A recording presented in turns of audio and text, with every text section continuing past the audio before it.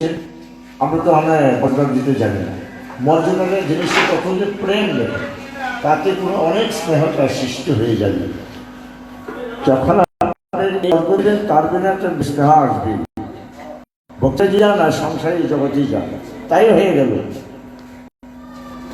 এখন মাত্র আজ্ঞা দিয়েছেন যে তুমি পৌর বাংলা, তাই বলছে আমি পুরো বাংলা যাব। তুমি সংসার করো, মাত্র আজ্ঞা সংসার করেছেন। মাত্র আজ্ঞা তাকে লক্ষ্মীপ্রিয়া বলেন, বিষ্ণুপ্রিয়া গ্রহণ করতে হবে। মাত্র আজ্ঞা গয়াতে পিণ্ডদান, তাহলে যেটা দেখা গেল আজ্ঞা ছাড়া যায়নি।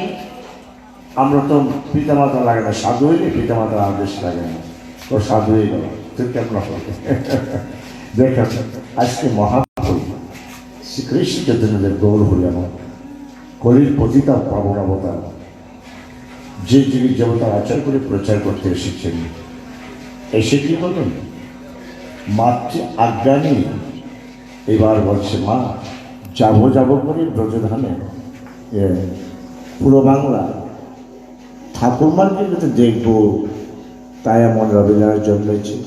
ঠিক আছে বাবা, আমি তো তোমাকে আগেই বলেছিলাম ঠাকুরমাকে একবার দেখা প্রয়োজন, তুমি দুটোই করেছো শুধু। আমি এখন যাচ্ছি, সংকল্প করেছেন, মনকে স্থির করেছি। এখন নৌকা শাড়ি করে যখন ছুটলেন, বেশ নৌকা সারি করে অনেক জায়গায় ছুটলেন, কোনো জায়গায় পদ দিয়েছেন, তাই চলে। তখনকার আমাদের নৌকায় চলতেন, নৌকা করে পুরো বাংলা এসেছে। তখন মডার্ন এইগুলো আসবে না, এগুলো হাতে বইটাই দিয়ে চলেন।